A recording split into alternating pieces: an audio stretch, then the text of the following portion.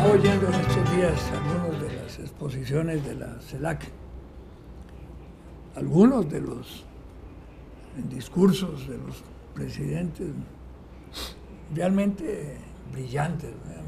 Me encantó la chilena, que bueno, es una mujer excepcional, y la misma brasileña hizo una exposición muy, muy interesante.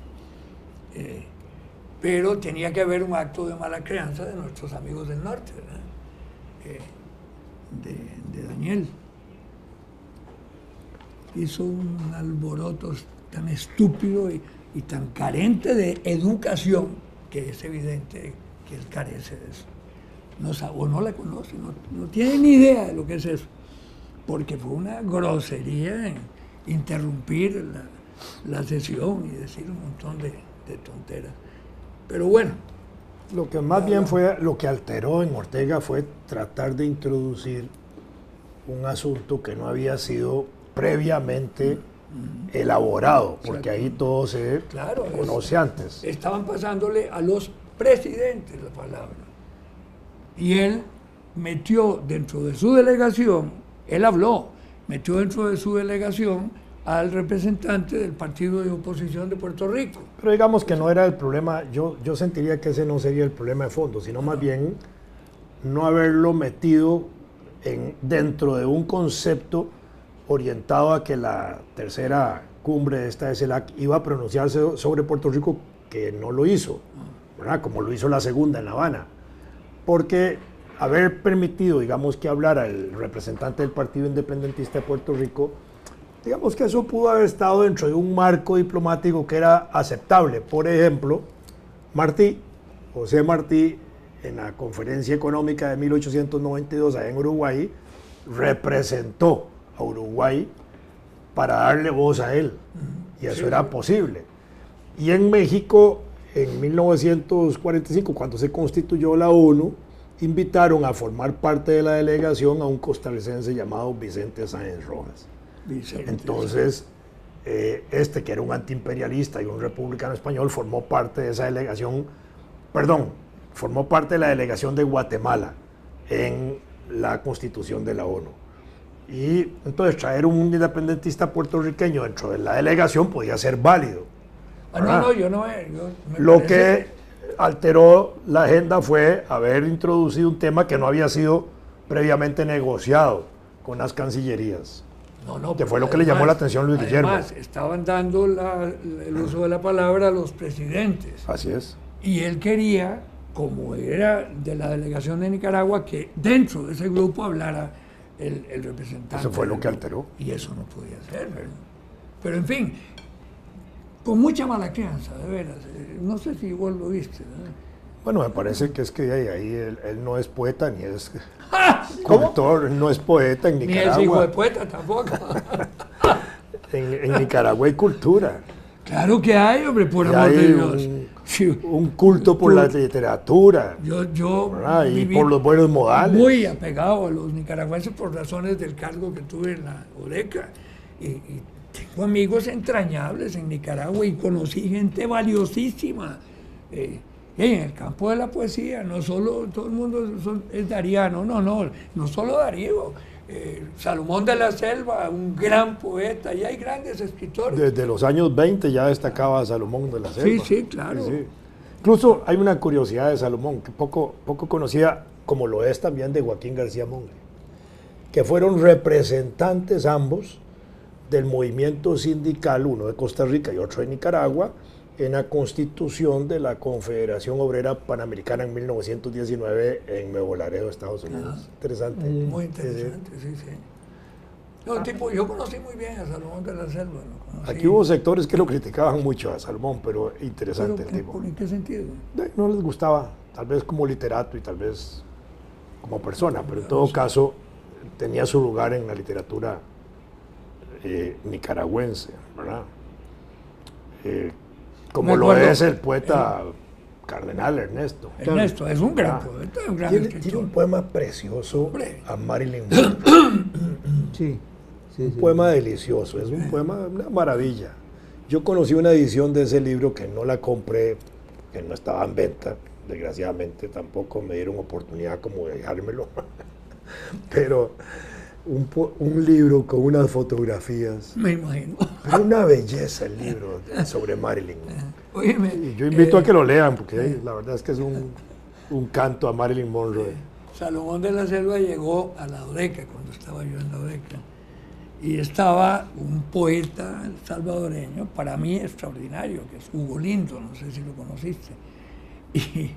Y entonces Hugo lo fue a recibir y le dice Salomón de la Selva, podemos agarrarnos a versazo limpio. Y le dice Hugo, sucio. Pero fue una expresión así muy simpática. No, del Salvador, digamos, mis primeras lecturas estuvieron orientadas por Claudia Lars. Bueno, muy buena. Y por Salarrué. Pero ambos. Salarrué es el de los cuentos, garzas del sí, pantano y todo aquello. Porque esos bonito. eran lecturas Sí. que mamá leía mucho. Sí, sí. Entonces, por ahí me empecé Claudia a- Lars es muy educadora, ¿no? Es decir, una persona... Sí. No, Hugo Lindo tiene... ¿No conocías poemas de Hugo Lindo? No. Te voy a dar un libro de él para que veas. Tiene unos poemas de veras extraordinarios, ¿no? Lo que pasa es que políticamente tuvo grandes problemas allá. No destacó como en lo que él era especial, que era en la literatura, en lugar de meterse en política. Eso fue lo que lo... Era muy difícil no meterse en política Sí, en El claro, Salvador. sí, sí, estaba eso pensando es. Con tantas Estoy tratando de dictaduras y recortar con un- Sí, tanta claro. Eso fue. situación horrible que había ahí, ¿verdad? Yo me acuerdo de La política arrastraba a la gente, ¿no? Y también, es decir, no era cuestión de que El escogiera. problema es que la política se metía con la gente. Claro, la sí, política de claro, gobierno. claro. De pronto llegaba vestida en un uniforme raro. No, pero él no era... Sí, porque hay gente que a veces favorable dice, de yo no me los meto en milicos, política. como Y decía. eso es equivocado, porque Claro. la política se mete con la gente. Claro, Claro. Todos los días se toman decisiones políticas que afectan a la gente, bien o mal. Por cierto... Y la gente cree que no metiéndose no resuelve nada. No, hay que meterse. Claro, no hay mal. Sí, Por cierto, eso en es estos bien, días sí. hubo Sí, claro. una Los sentencia. peces que no se quieren mojar. Exactamente. Una sentencia de la Sala Constitucional que se refiere a aquello que habíamos hablado y que vos escribiste sobre el presupuesto, sobre cómo resucitaron a Lázaro después de 2 votaciones o 3 negativas, ¿verdad? Lo dan por aprobado. Y es durísima esa reacción de la... Pero la Sala Dice- Cuarta llamó la atención sobre eso fuertemente. Por eso, a eso me refiero, que llamó la Ah, sí. atención. Dice que no se puede dejar, es decir, sin efecto el presupuesto, porque no se puede ya, pero que fue una lesión durísima. A los principios democráticos del Estado. Claro, sí, lo leí. Ese- Y me agradó, porque habíamos hablado mucho de eso y tú habías escrito.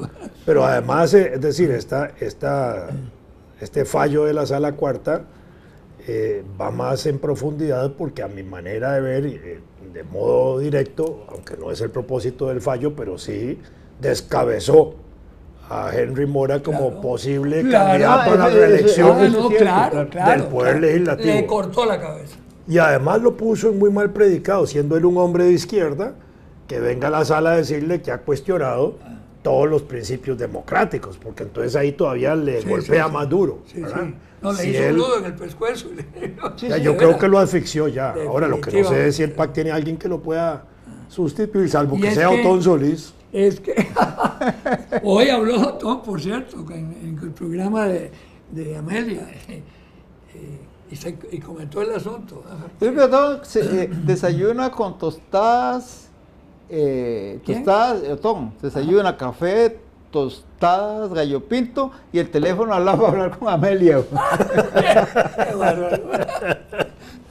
No, si Amelia siempre lo llama. No, pero ahí sería interesante ver si el movimiento legislativo se orientaría a ver en quién buscan Claro. la presidencia del Congreso, si en un miembro opositor realmente de partidos opositores o en alguien propio del PAC, que en este caso a mí solo se me ocurre que podría ser Otón, ¿verdad? Lo que pasa es que esa composición del Congreso y del directorio del Congreso y tendría que ser Otón el que disponga quienes van con él, si no, no podría gobernar Sí, tampoco. sí, así es, así es. Pero Eso- no, a mí me llamó la atención. Eso es un chop suey político. Ajá. Un Bueno, y chop suey. ahora, vos sabes que también hay un problema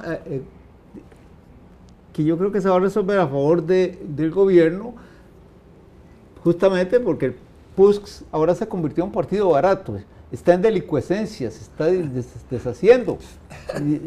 El PUSC que está en la Asamblea Legislativa está desapareciendo, es lo que yo siento con la movimiento. Con la creación del nuevo... Sí, sí, no hay quien crea en el PUSC en este momento en este país, excepto el ex candidato a la presidencia, que es una buena persona, decente y todo, pero...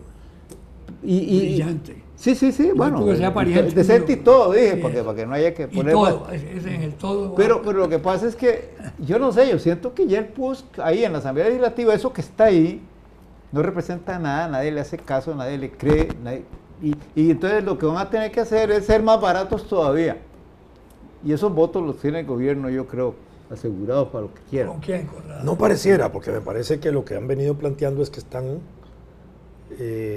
distanciándose, al menos en apariencias hasta ahora, de la elección del directorio legislativo. Es decir, que para el directorio Sí. legislativo como que podrían ellos estar fuera de esa alianza estratégica con el gobierno. Más bien da la sensación de que solo gobierno, ¿verdad? Y Frente Amplio, tal vez. Pero el Frente Aunque Amplio Frente ya- Amplio ha tenido sí, críticas que va, importantes, o sea. pero creo que es el único eje que tiene sostenido hasta hoy. Claro que esto es como apretar un jabón, nadie sabe para dónde sale de aquí al 1 de mayo, pero en cualquier caso, digamos, el gobierno no las tiene todas juntas ahora. No, A mí me llamó la atención una cosa de este pronunciamiento de la Sala Constitucional, que yo tenía la impresión, sinceramente, de que se estaba ablandando con respecto al Poder Ejecutivo, que había dictado una serie de fallos muy complacientes, tú lo comentaste.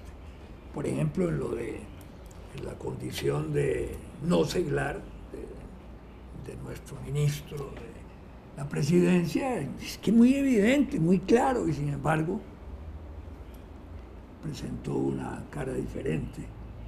No sé cuál sería la otra, pero hubo dos Bueno, fallos. también Muy- creo que con respecto al otro desveto, aquel raro de la calle que No, pero eso Eso es la procuradora. Es la procuradora, sí, eso no... Eso es muy interesante porque No, la no, pero- procuradora acaba recientemente, después de estos escándalos que han sucedido alrededor de ella, de comunicar públicamente lo que ya tenían redactado. Sí. Porque esto que acaba de salir en estos días sobre el pronunciamiento de la Procuraduría en contra del levantamiento del veto que hizo el presidente sobre el Código Procesal, Sí. en ese sentido, procesal laboral, este era un documento que estaba redactado de hace unos días en borrador. Ajá. Probablemente esto ocasionó, junto con el pronunciamiento de Melvin y otros pronunciamientos que pueden haber por ahí en conocimiento en borrador del Poder Ejecutivo que no le complazcan, el conflicto que se originó en la reunión que en visita de cortesía inició el viceministro de la presidencia. ¿verdad? café excluido. Con café incluido, con 2 cafés, en un lugar y en otro. Por cierto, Con la protesta de un diputado que obviamente ni a él lo dejan salir con mujeres, ni él le permite a su mujer que salga con nadie. Sí. Ya, Qué bárbaro. Ah. Qué bárbaro. Ese no lo han acusado las mujeres Dinamo. el Partido Troglodita Nacional. No, pero ahí lo curioso, hay 300 y pico de organizaciones de mujeres y ninguna Sí, ha sí, dicho sí. nada Sí, de sí, cómo sí, ese sí. diputado maltrata a su mujer. No le permite hablar con nadie, no le permite salir a tomar café sola, menos con un hombre, ¿verdad? Sí, no. Aunque sea en horas del Solo día. le falta ponerle la burka. Exactamente. Cuidado que no le tenga un yugo encima. Sí, claro. No, ya que se tocó el tema de pasada, estaba pensando yo que para qué sirven los juramentos cuando se va a declarar a la Asamblea Legislativa. Yo creo que para nada, porque si usted se fija bien en el sainete este último, el sí. Circo de Soleil, usted se encuentra con que alguien mintió. se limpió las orejas con el juramento. Sí, claro. Solo así se explica el resultado. Hoy no, en estos días un artículo de Álvaro Madrigal sobre eso. Es un análisis muy interesante y dice, ¿estarán dispuestos a someterse Un detector. a un detector de mentiras de los modernos? Dice. Y deja el question mark ahí. ¿Estarán dispuestos a someterse? Que sería interesante, de todas maneras.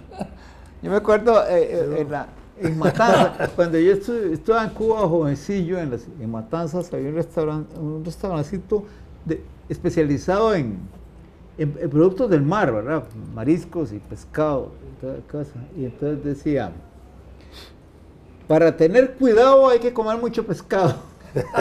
Era un rutinito de esos y entonces yo estaba pensando en Luis Guillermo Solís, porque él dijo, a la primera que le preguntaron sobre ese asunto, dijo que solo había oído rumores, pero pues tuvo que admitir que la misma procuradora le había informado de la cosa. Claro, Entonces digo, tenía que ir a hacer restaurantito un día de estos. A propósito del Porque Luis la Guillermo, procuradora probablemente no solo llegó a informarle, llegó a pedirle cuentas de si eso que le estaban proponiendo era oficial de gobierno. Exactamente. Claro. Exactamente. ¿Verdad? Creo Claro. que así fue.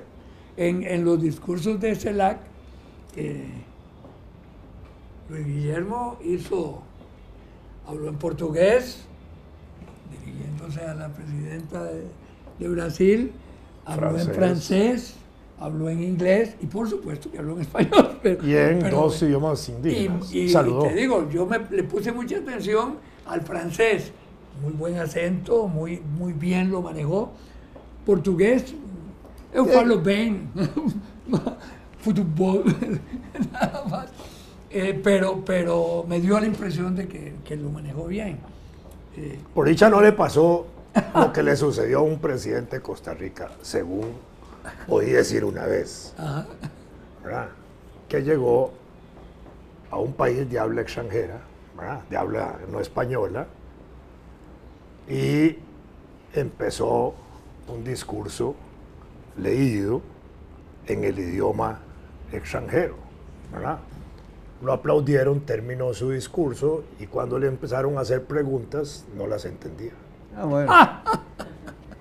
No, pero Luis Guillermo sí habla bien inglés y sí habla bien francés, porque el tiempo que él estuvo en la Cancillería con Rodrigo Madrigal, me lo presentó Rodrigo Madrigal hace 1000 años, y Madrigal Nieto, y me comentó, es que mira qué bien que habla el francés y el inglés, me llama la atención ese muchacho, tal y cual. De manera que sí, efectivamente se dedicó a estudiar esos idiomas, ¿no? Me llamó la atención su acento en el planteamiento en francés. Ojalá no gobierne en francés de ahora en adelante para que lo haga bien. Con sentido republicano. Con sentido republicano. Esa, por lo menos eso. Con sentido republicano. Por cierto, eso que estás diciendo es muy importante desde otra perspectiva. Vos sabes que siempre se menciona, y siempre que se habla se hace historia sobre las revoluciones, no todo el mundo, pero conozco muchos que tratan de bajarle el piso a la Revolución Francesa, hablando de la Revolución Americana. Que fue primero. Que fue primero. Sí, pero la Revolución Americana fue inspirada por un francés. Bueno, no lo que fuere, pero lo que... Ahí peleó Miranda. Déjame decirlo, por favor. Ahí peleó Miranda y también peleó una revolución francesa. Entonces es Miranda el que hizo las revoluciones. Déjalo decir. No, que digo es que... el punto no es tan importante, pero me parece que es el que yo saco cuento siempre. Bueno, perdón. La Constitución americana es muy republicana. Pero explíqueme esto. Es tan republicana que después de ella la esclavitud duró un siglo. Ahí. Claro. Entonces, no me vengan la verdad de apego. Y después cuando hablan de la Revolución Inglesa anterior, era muy fácil hacer el sistema parlamentario, pero dejando todos los privilegios de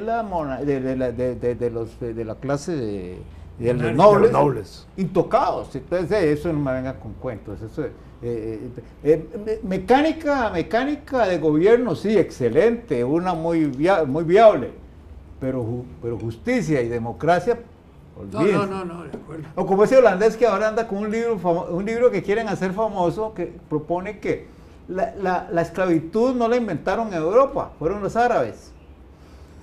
Pero el mazo más grande. Sí, resulta que los griegos tenían, en los ciudadanos libres, claro. la iglesia tenía más de 5 esclavos por cada. Y los romanos también. No, por eso. Espartaco era un jugador de fútbol, según él. Claro. No, hombre, no. Entonces, claro, se trata de, seguro, un holandés neofascista que quiere borrar la vergüenza de que los holandeses fueron los que más negocio hicieron con la trata de esclavos africanos en América. Claro, y si los traían en embarques, grandes Y embarques. Venecia y Génova se enriquecieron con la traída de esclavos del Mar Negro cuando la peste dejó a Europa sin mano de obra, ¿verdad? Eran negros del Mar Negro. Negros del Mar Negro. los capturaban de noche para que se hicieran. Para poderlos pasar. Es muy entretenido eso.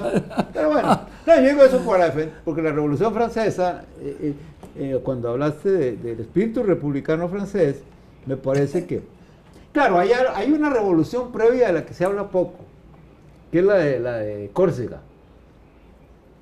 Que el general revolucionario que dirigía las tropas de la Revolución Corsa era el papá de Napoleón, ¿verdad?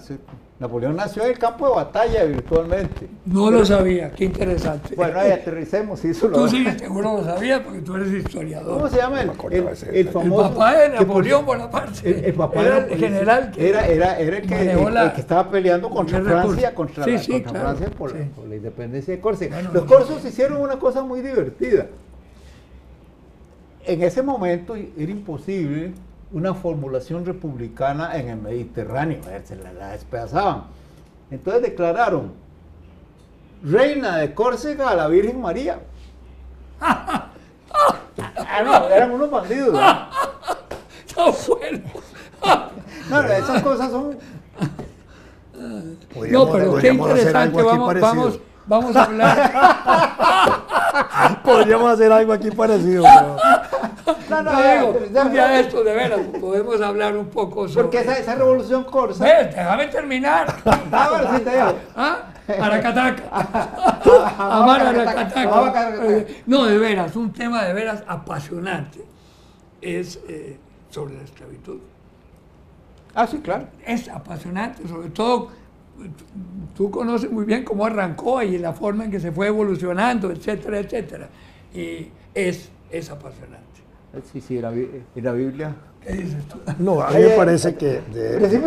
Un momento. Todavía falta el cierre. ¿A ti parece? No, que a mí me parece que ese sentido republicano, lo más grandioso es lo que exalta la Revolución Francesa del derecho a la rebelión política. Claro. Porque a la par de la libertad, la fraternidad, la igualdad, los derechos del hombre y del ciudadano, exalta el derecho a la rebelión política. Porque en el sentido revolucionario francés y republicano francés, el derecho a la rebelión es el que garantiza todo lo demás. Porque en teoría política tiene que haber armonía entre el gobernante y los gobernados. Si hay una ruptura en esa relación porque el gobernante se vuelve un tirano, un déspota, porque gobierna contra el pueblo, porque hace políticas antipopulares, porque, digamos, rompe esa relación, el pueblo tendría un derecho natural a la rebelión para cambiarlo, sustituirlo y volver a establecer la armonía. Claro. En Costa Rica, ya por 1800... Pero ahora sí tenemos que aterrizar. No, y con esto terminamos. Con 1847, creo que en una constitución de esas que tuvimos ahí, se estableció el derecho a la rebelión y nunca más se volvió a establecer. Sí, claro.